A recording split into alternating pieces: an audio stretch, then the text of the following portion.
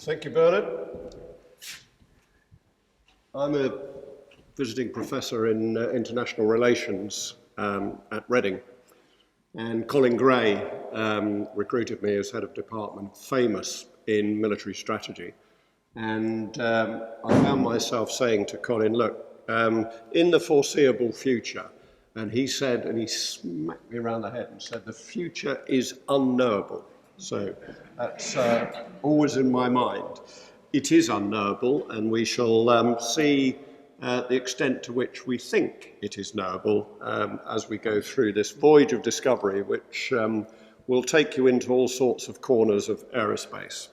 But first, let me just pay tribute to Sir John Charnley, and for whom this lecture is named. Now, we're very privileged in the Society to have an oral history, a lengthy oral history in the National Aerospace Library, which Sir John very kindly recorded for us. And many of you will know there's a couple of 3-minute videos in the Science Museum, on the Science Museum webpage, which are very revealing. But there are 3 things that strike me as important about Sir John's career, which is of interest to what I have to say today. First of all, Sir John was a civil engineer by discipline and went to Farnborough in 1943 to work on the Gloucester-Whittle E2839, and according to his own words, he really knew nothing about aeroplanes at that stage. But clearly, as an engineer of any sort, he was taught the fundamentals of the engineering method. And as you think about the way in which you would have to ensure a building is safe, a complex building, then there's not too much difference between the way you might design a flight test program. The point about that was that such was his force of personality, and some might say his joie de vivre at that stage, that he really developed an understanding and a respect from the test pilots, who were a pretty shabby lot in those days, because essentially they were resting off operational tours and they didn't suffer falls gladly. But he developed an enormous rapport with them, and it shines through in all the histories I've seen.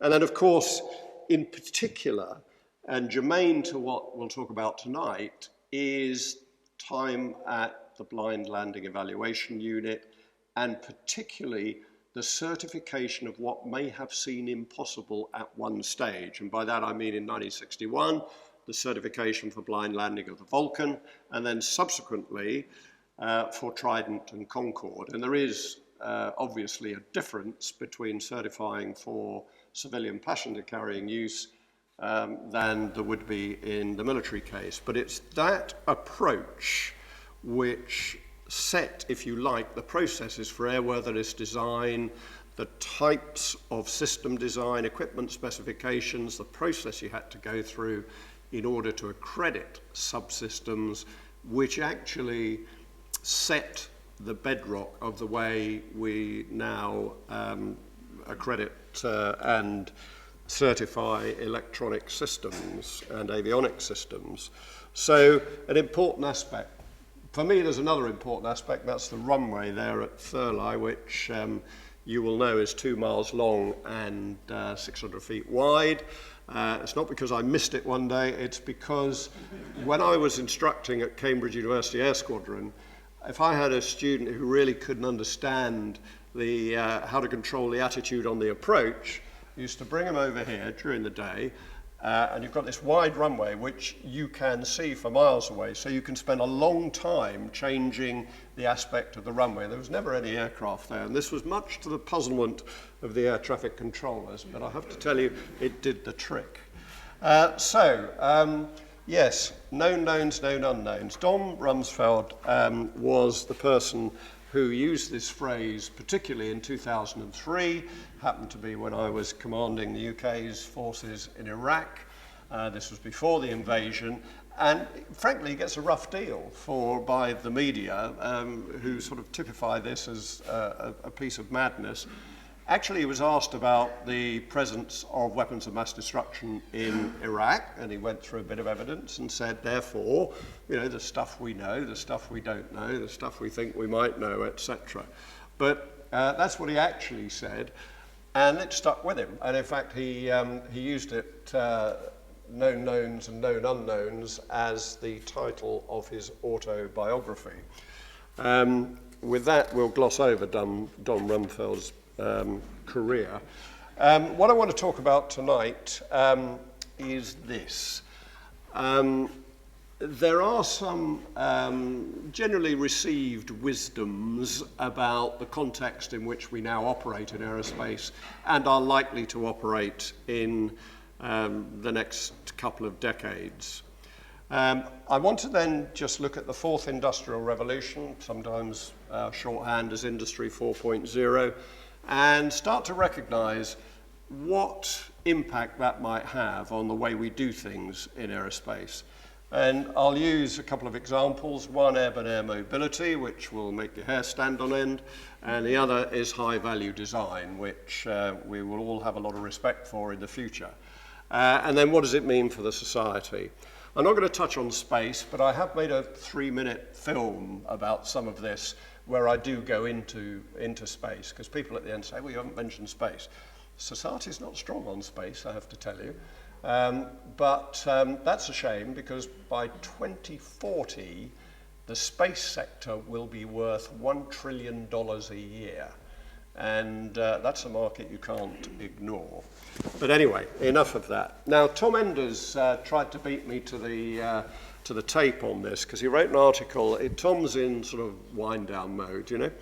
And he wrote an article which he's been dying to get off his chest, which is, will European aerospace still be thriving in 25 years? And he said, possibly, but only if. And the only ifs are that industry is able to forge partnerships and non-traditional partnerships in order to capitalize on the science and technology in the fourth industrial revolution. And he cites an example of that as the EFAN-X program, which is a collaboration between Airbus, Siemens and Rolls-Royce. And that's about electrically powered aircraft, and it's probably the scariest thing I've ever come across, and we had a lecture last week in Cambridge, and I'll explain why. Number 2, flatter, more agile businesses, because if you're not flexible, you can't move at the pace some of this technology is, or at least the competition is going to move with this technology. Number 3, Europe should be absolutely serious about its own indigenous capability and its own industrial strategy. Gaining agreement across the nations in the European Union, as we know, is immensely difficult. But this kind of transcends politics. This is about the future of the European technology and industrial base. It is what prosperity is based on, and you could easily see, if ignored, that this would just end up as Europe as a build-to-print continent, and that would not be a good thing. And fourthly, to transcend geopolitical boundaries, because, as I shall unpick later, a lot of the actions in China, so best we start thinking about how we will partner with China in a way that doesn't undermine our brands or bring additional risk that our shareholders might not be happy with. So to do that, you've got to get ahead of governments, because governments are very slow at these sorts of things. Where there is a commercial motivation, then maybe we should be faster. But that was Tom's view, and he published that last week. So let me just run through some aspects of context where we consider we know what the future is going to bring for us. First of all, climate change. Climate change is here, it's irrefutable, and the emissions as an element from aviation as a proportion of the whole is 5%. Now, until 2 weeks ago, I was saying 3%, because that's what we were taught to say. Actually, now I look at the research, it's 5%. And by 2050, because of the growth in aviation across continents, it will be 25%. Now, that's a big proportion. You can't ignore that. Therefore, as we know, it's feeding an enormous amount of investment in research, and investors more broadly are taking this seriously because they see this as an imperative and they see that it's necessary to be part of it, and just along the way they can make money. But it's not straightforward. The regulation of emissions has just got itself into a great tangle. And it's not unlike the situation that has been the case through the big strategic supranational agreements on climate change, whether it be Paris or Copenhagen or what, because there is an inevitable tension between the developing world and the developed world. And in the developed world, if we take Europe as an example, we have the European emission system, which has been in place for some time and everybody's pretty happy with it. But now the UN through ICAO is introducing a thing called CORSIA. And CORSIA is voluntary at the moment, but airlines are required to monitor their emissions, if you sign up to it, from actually the beginning of 2019. And the idea is that this will cap airlines' annual emissions at whatever level they were in 2020. But you can, as an airline, individual airline, you can increase your emissions by buying offsets, or you can by buying more carbon offsets, where they're required to invest in environmental projects such as wind farms, etc. But of course, wind farms would be built anyway, wouldn't they? And it doesn't actually lead to a real reduction in the carbon footprint of aviation, which has to be, with those numbers, which has to be the aim. And this, of course, recognises the huge growth in airline travel in the less developed parts of the world, and I'll show you the numbers in a minute. Whereas currently, under the European system, the European emissions trading system, then we have grown used to that. 500 airlines are signed up to it, and it works tolerably well. The difference between a CORSIA regime and the European trading system, emissions trading system, is actually 96 megatons of CO2 per year. Now, I have no idea what that looks like. None at all. But I do know that's the same as the output of the European iron and steel industry in a year. So that's the difference. So emission capping and carbon offset is a difficult area, but we pretty much understand the problem. This is just a matter of supranational negotiation. The next aspect of our context, which we need to bother about, is passenger growth, inexorable. The numbers here assume no, well, as we say, a stable policy. In other words, this is not about, this doesn't allow for governments doing something in their regulatory system which it rapidly increases the airline activity in that country. Equally, it assumes also that there will be no equivalent of SARS or whatever those events, 9/11 maybe, that suppressed air travel. But these numbers are quite striking, and just to show you where we are now in terms of passengers, then that will double by 2034. IATA produced figures over a 20-year period, a rolling set of figures. And they're the numbers for passenger increases, but it's the compound annual growth rates which are quite stark, and the differences in them. Asia Pacific will grow at 4.8% a year, compound. North America, 2.4%, so you begin to see the difference, and the difference in motivation on emissions. Europe will grow at 2%. Latin America at 3.6%, Middle East at 4.4%, and Africa at 4.6%. And that's where all that complexity comes from. The world's busiest airports are changing. Dubai is now the busiest at 77.5 million passengers a year. Actually, I think it's nearer 80 now. And Heathrow is somewhere in the sort of early 70s. Hong Kong International, my favourite airport, 68 million. Charles de Gaulle, 60 million. Amsterdam Schiphol, 58 million at the moment, but climbing because a lot of people are interlining and hubbing at Schiphol. And Frankfurt down at 54, much to the angst of Lufthansa, who have just moved their Hamburg station down to Frankfurt because the local government are much more amenable in terms of investment, etc. And investment in airports across Europe is a big problem, and I'll willingly pursue that in questions if you wish. The third area of interest is the shifting global economic power. This has been the case, measured since the 17th century, and it goes in very long cycles, and you can picture how it looked in the era of the Silk Road. But what we're concerned about pretty much is the last 50 years. And you see there is an inexorable shift, certainly in the next few decades, between the developed, what we loosely used to call the developed world, and we're talking about the E7 there, and then what it looks like in 2050.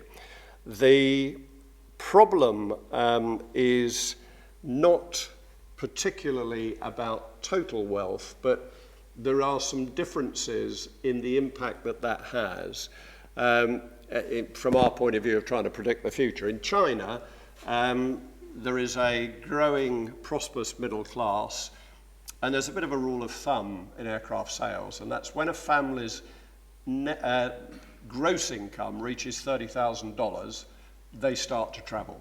And they may choose, in China, they may choose high-speed rail, or they may choose to travel by air. And eventually, as that prosperity lifts a little bit, they will then be wanting to travel to other countries, and inevitably that's by air. But this is a historical cycle, and it is one of those things that is going to be with us for some time. And you can see 2040, the China, India, Indonesia, Brazil, Russia, Mexico, and Turkey will have twice the size of GDP as the G7.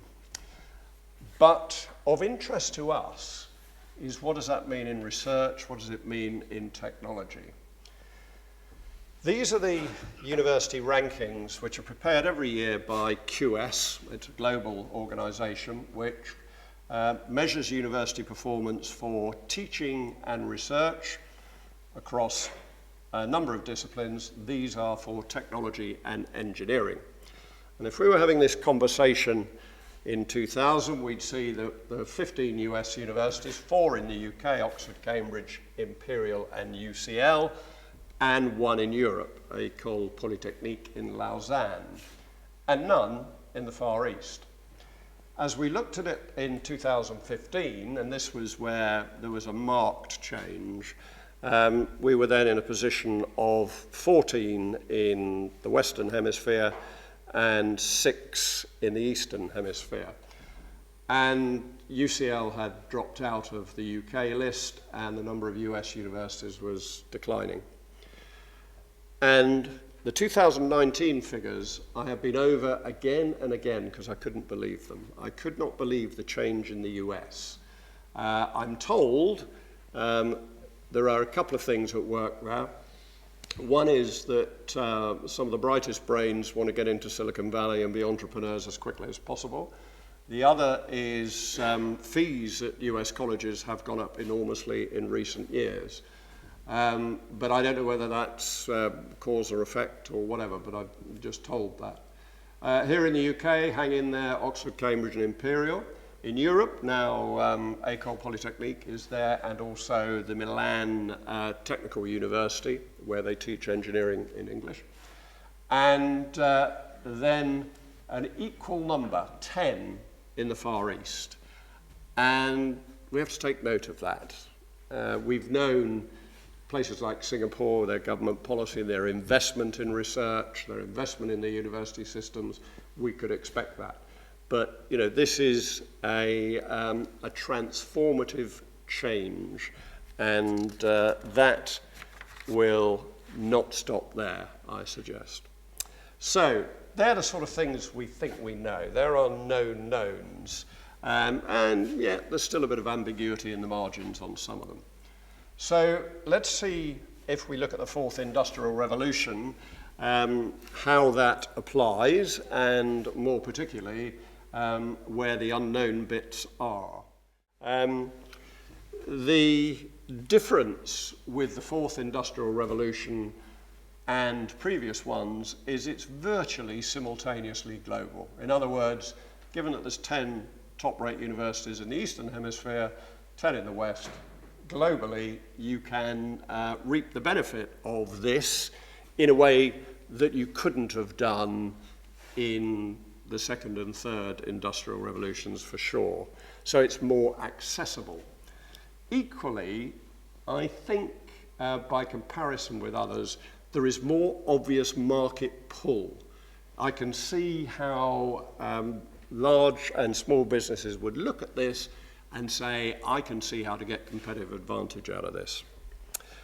And the other characteristic is that the models of exploitation are very different. This is all about open systems architecture, increased need for integration, incremental app-based capability, different sort of the iPhone type model, and an increased responsiveness and agility.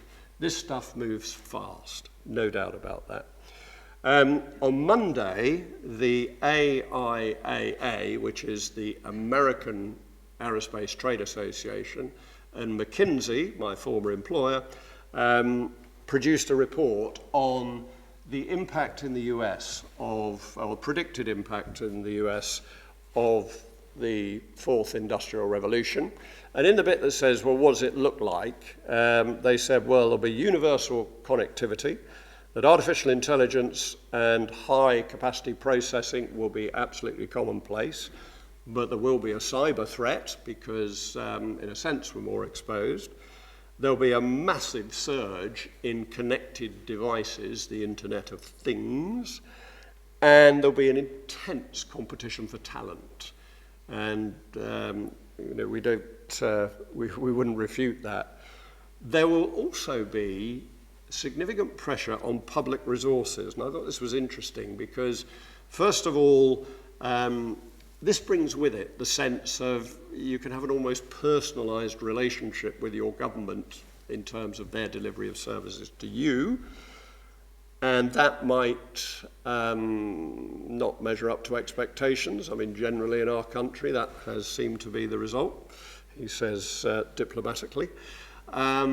Pollution, the expectations then that governments will be better placed to control the quality of the environment, and the readily available dissemination of information. So I think people will have very high expectations of government, and also there's some scary stuff in here which will require some proper regulation, back down to where we began. So that's all very interesting, but we better just unpick that a little. So, personal assertion. I think the fourth industrial revolution is going to have more impact on aerospace than almost any other sector. I think these particular sciences and technologies in particular, and I recognise that there is sort of professional opinion coalescing around these four things. Urban air mobility, which we'll go into in some depth, sort of autonomous black cabs flying around in the sky. Electric and hybrid aircraft, that's the scary bit, which I'll come back to. High value design, in other words, the way we are going to have to get competitive advantage in our country and how we'll train our engineers. And air traffic management, because quantum sciences will bring you the ability to do timing to an accuracy of 1 second in 10 billion years. It will allow you, then that's 5 years away. In 10 years, it will allow you to completely change the nature of cryptography so that you can do secure communications in a way you can't. Along the way, it might just undermine some of the security aspects of the internet. You can do ultimately multi-sensor detection across the electromagnetic spectrum in a way that we have never been able to do before. We've been looking for that in defense for some time.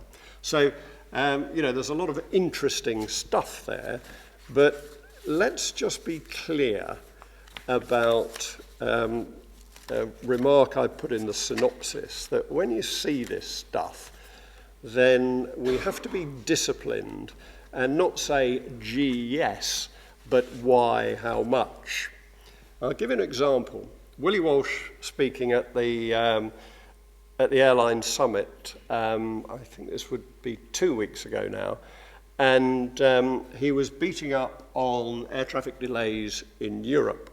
And he said that flights have increased 14% since 2015, and air traffic control delays have risen 279%, adding up to 35 years of lost time and 81,000 tons of unnecessary fuel burn in 2018 alone.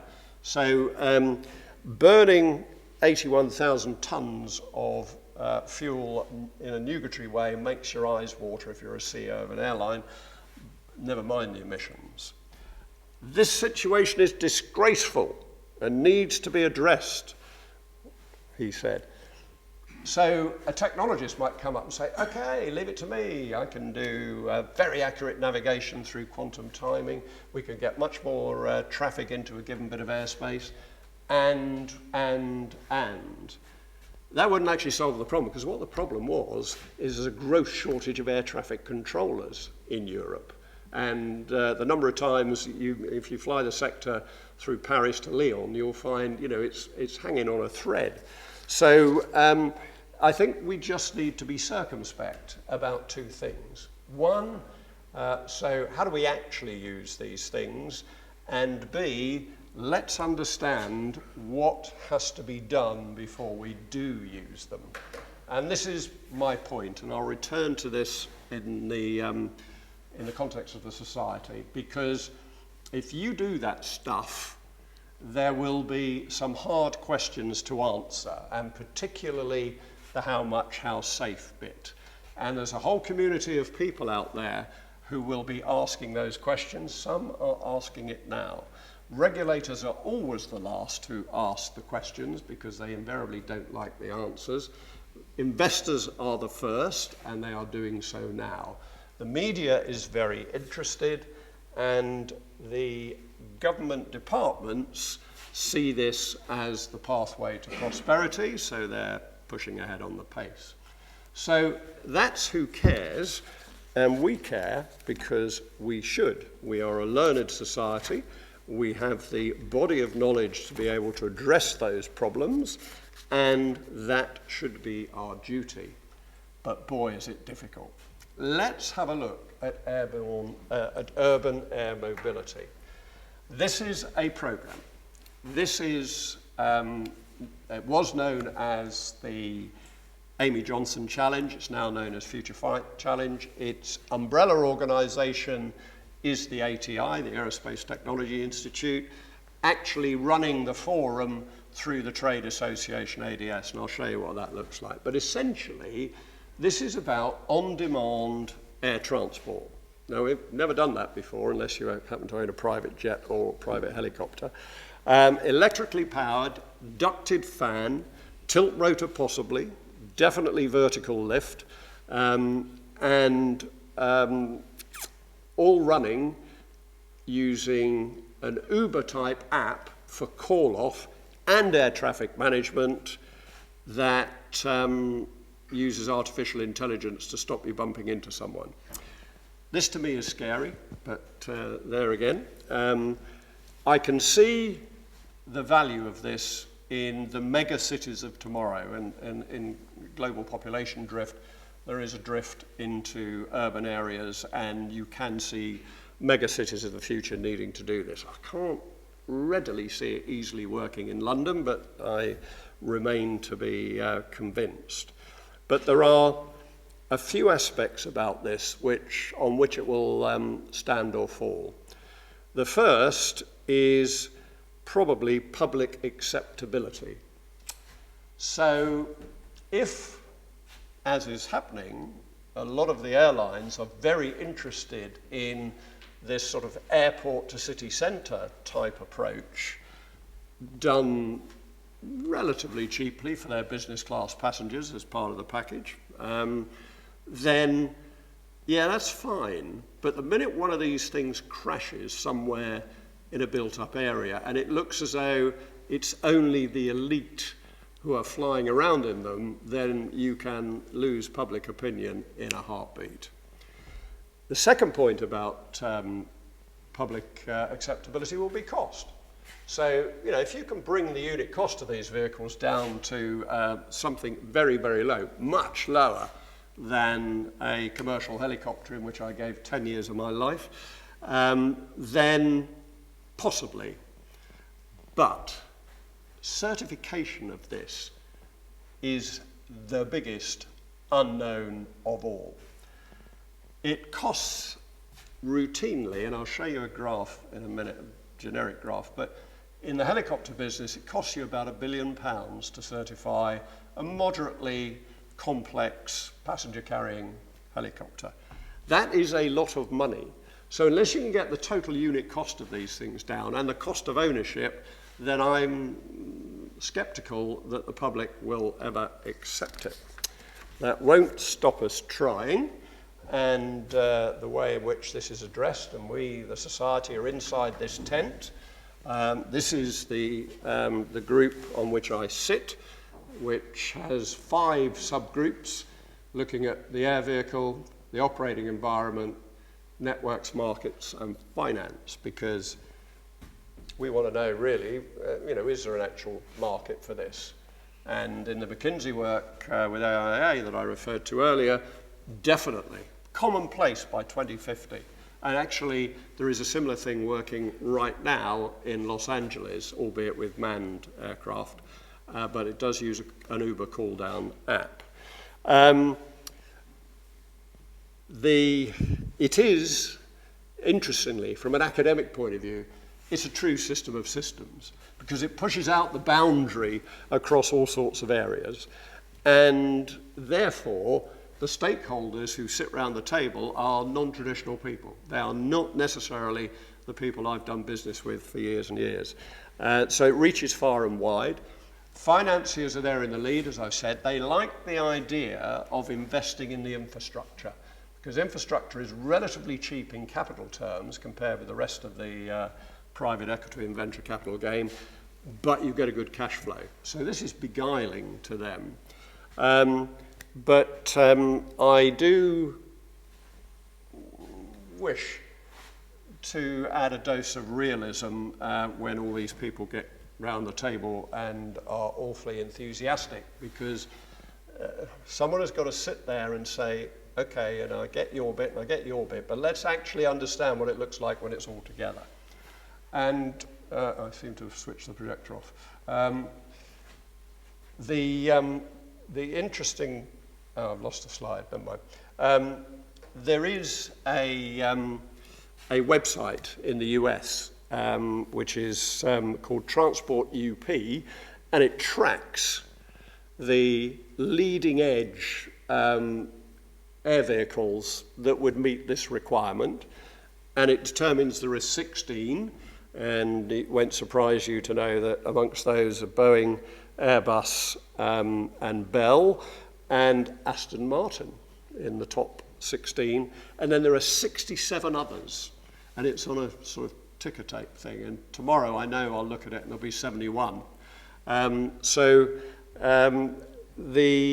The whole business of certification, complexity, and cost has yet to be addressed, but there is no shortage of enthusiasm and interest in being part of it. Moving on to high-value design, this is another aspect of government industry endeavour, this time essentially run by industry, and a lot of Airbus in the lead, but not exclusively. But this is a response to the government's industrial strategy, and it is deemed to be, by government anyway, to be one of the answers to the productivity problem, and indeed the use of digital sciences to modernise industry. And by industry, I'm talking multi-sector. Essentially what we're interested in is just looking at the whole value chain of design, development, designing your production, designing your supply chain, certification or integration, accreditation, certification. That middle bit is the subject of another initiative known as Made Smarter, because it's much more generic, perhaps. We are interested in design, development, certification and test, because that is the significant aspect in aerospace. The easiest way I can get into this is to show you this diagram, which appeared in the first strategy for the Aerospace Growth Partnership, because it does tell the story. It tells the story that if you want to build an aeroplane, you've got to be very patient and you've got to have deep pockets, because you are cash negative for 15 years and you are deeply cash negative. That is the nature of our business, or has been the nature of our business up to now. And so in addressing that, you say, okay, so how can we shorten that process? How can we take the risk out of that process, having made it shorter? And how can we improve our ability to certify or test and certify? Development cost is a very interesting thing. Between 1960 and 1980, generally in complex air vehicles, development cost doubled, and we got about 50% fuel per seat mile improvement, which is significant.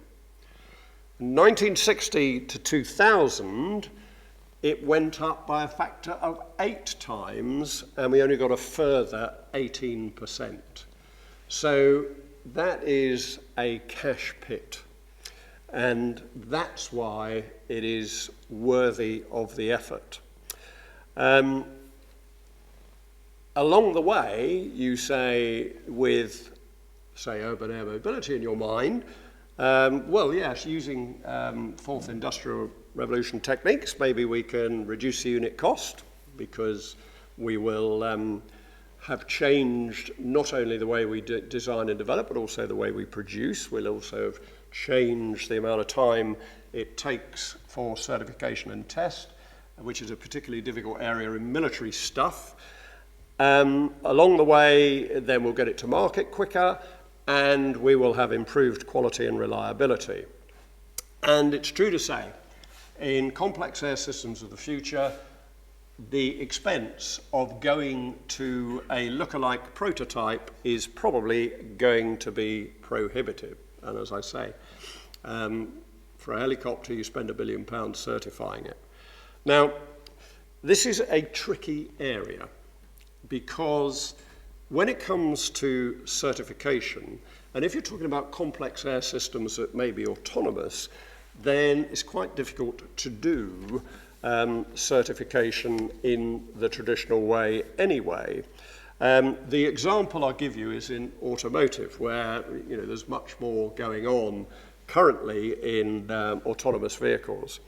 But currently, if you want to certify an autonomous vehicle, you have to prove that it has a benchmark failure rate 20% better than the human equivalent, which requires you to demonstrate over that you achieve a rate of better than 1.09 fatalities per 100 million miles.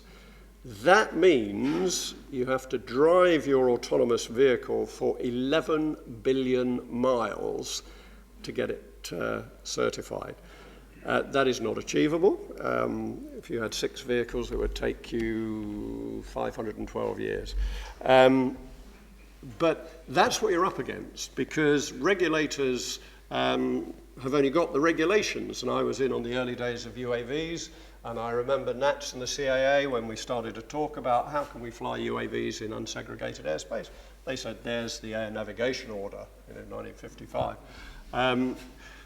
It is very difficult to understand how we can afford to take that approach. So what do we have to do? We have to rely much more on digital twinning, on simulation and virtual reality. And just to hammer that home, the automotive industry is very interesting. It may surprise you to know that the Ford Transit comes with 1,000 variations globally, 1,000 variations of its body, long wheelbase, short wheelbase, big, small, Luton van, whatever. Comes in 20 colours with 300 different finishes. It has 40 different powertrains and 15 million combinations overall, which are sold in 75 countries. And currently, they have to certify 150 variations of that very boring transit van, and they have to be certified empirically. In other words, by the gathering of real data from real experience. That is what the fourth industrial revolution will change, we hope. So it's a difficult world in a Mercedes now. And if I'm doing this at 4 Hamilton Place, I point to the Mercedes and BMWs parked outside the casinos in Hamilton Place. There's 100 million lines of code in a smart motor car these days. From memory, there's only 7.9 in a Joint Strike Fighter. So, difficult world, but worth pursuing, because the UK potentially can make this its USP. If we really focus on our ability as design and development engineers, then we have cracked a lot of the problem, because that's where the engineering thinking is going to go in, because the production will be courtesy of digital scientists who will be programming robots, and digital twinning takes care of that. But the difficult bits will continue to be done by engineers, but they'll do it differently. And the whole driver of this has to be, well, how do we get the manufacture of the systems of tomorrow with our knowledge of the systems of today? The systems of today, up the top there, Typhoon, Jaguar Land Rover, smart car, and there are all those electrically powered stuff, etc.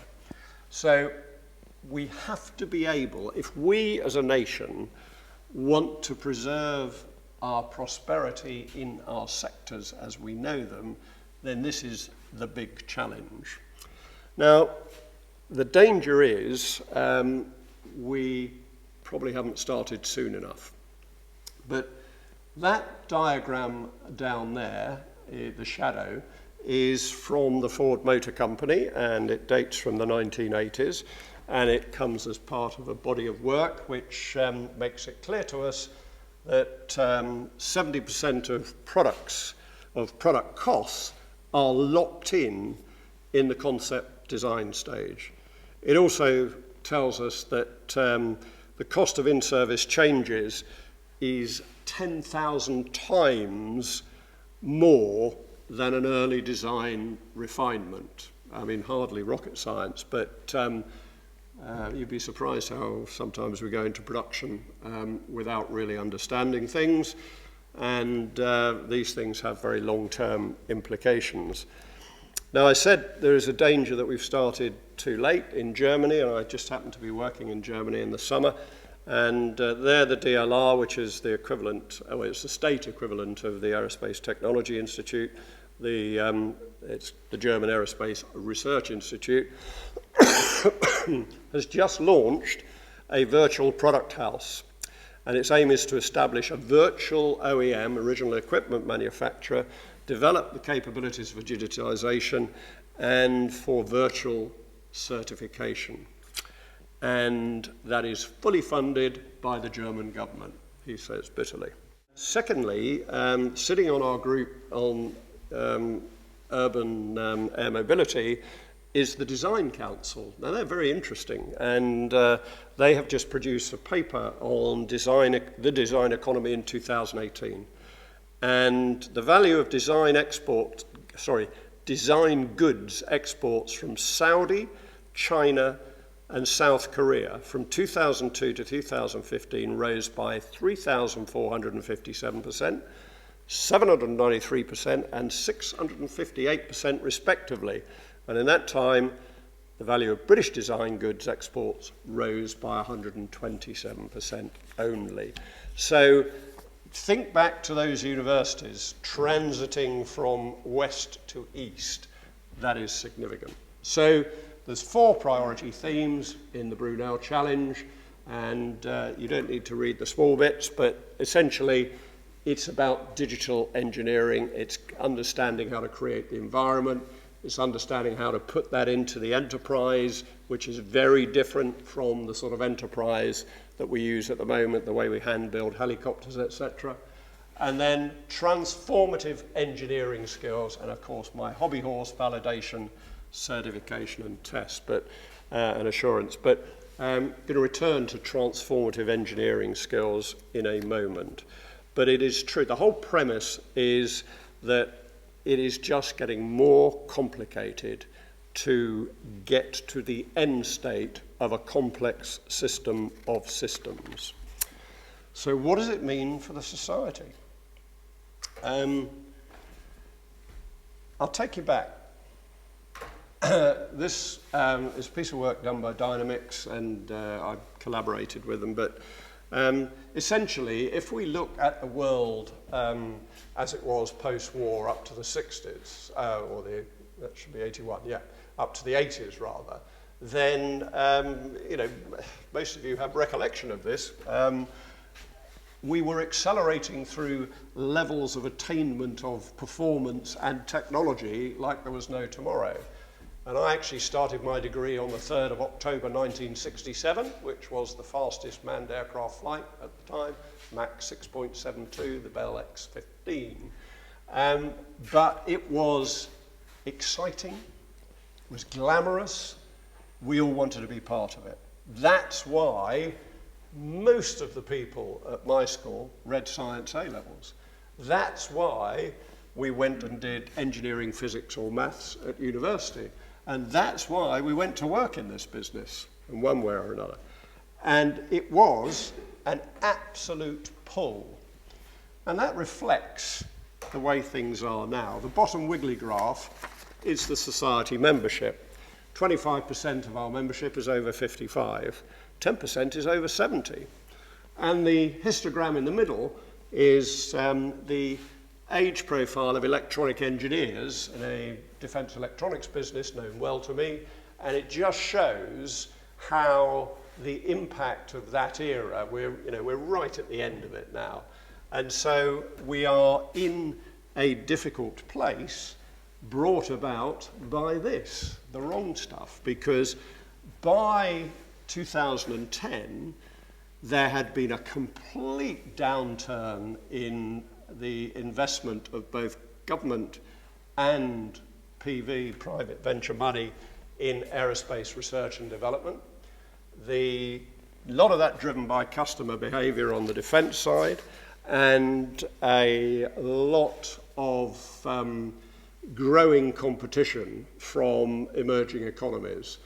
And also, and it is particularly that middle bit, the internal dynamics and particularly avoiding risk.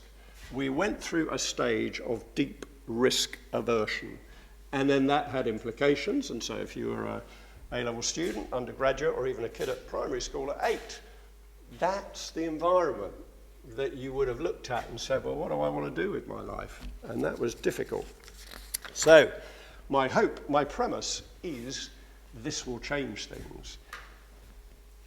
We really don't know what attracts millennials to a particular career. And in the professional engineering institutes, we spend a lot of time on this. But we're getting the hint of a suspicion that it's no point me banging on about glamour and excitement. It's actually about some of that stuff in societal benefits which might draw people in. The advantage of this is that the skills that will be required of engineers in the future will be very transferable between sectors, because there's a lot more digital stuff in there, there's a lot more virtual prototyping, etc. And just as Sir John Charnley, as a civil engineer, was able to apply the engineering method to something different, so it might be in the future. I do hope so. We have to prove it. So we're going to run a conference along these 4 subjects with 4 panels of eminent people and some young people as well, because we have to grasp the nettle of thought leadership. We have to be able to say, as someone or as an organisation that accredits 33 universities and registers an enormous number of professional engineers, we need to know the answer to these questions, and we need to start turning this supertanker. And the day after we have done this, or 2 days afterwards, we'll have an academic summit where all the universities who we accredit will be asked, or will say, so what do you think of that then? And it would be, they haven't gathered together very often, in fact, since you were the president. But it would be good to know from them. So, you know, you've got your own view on the 4th Industrial Revolution. What are you teaching now that you weren't teaching before? What have you taken out? What have you put in? Etc. And I think we'll have an interesting discussion. But I think the real secret to this is we need to understand what the future young talent wants rather than what we are prepared to offer.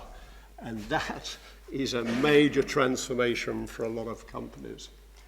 The other area is to understand the future world, and to that end we've collaborated with one of our corporate partners. There's a book coming out at the end of the month called Global Megatrends in Aviation, and Aviation.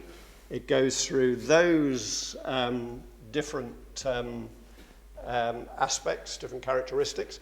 It is written as a handbook for companies to say, this is the way these things are progressing. Now, these are the questions you as a business or you as a government need to ask yourself.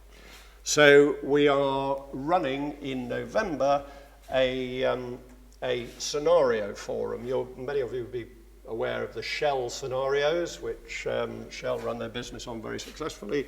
We're going to develop plausible scenarios along each of those things. That, I think, may well set the agenda. That and the engineering issue, what is the engineer of tomorrow? Those 2 things will set the agenda for the society for a couple of years at least. The council asks us to be relevant and have high profile. So where do you do that? You do it in amongst the 4th Industrial Revolution. We're inside the tent on that. I've posed a hard question to the air traffic management panel to say, there's a lot of mixing stuff coming up in the airspace in 2040, 2050, including horizontally launched space vehicles. And this business, this really scary business of hybrid airliners with high voltage and all of that, and men in suits earthing them when they land, is yet another subject. But that is the blueprint for your society for the future. Just as a footnote, back to Don Rumsfeld, and it was always a sort of badge of honour for people like me to find yourself quoted in Private Eye, but not in Sood's Corner. And so I had just answered this question. It was a Sunday morning international press conference. Lady from NBC US asked me this question in about 18 parts, and I said, without really thinking, that's a lot of questions, Bonnie. let me paint you a tapestry. So there's a big cartoon inside of ladies painting a tapestry. But I got my name in private eye. I hope I've painted you a tapestry, and I'm willing to answer questions. Thank you.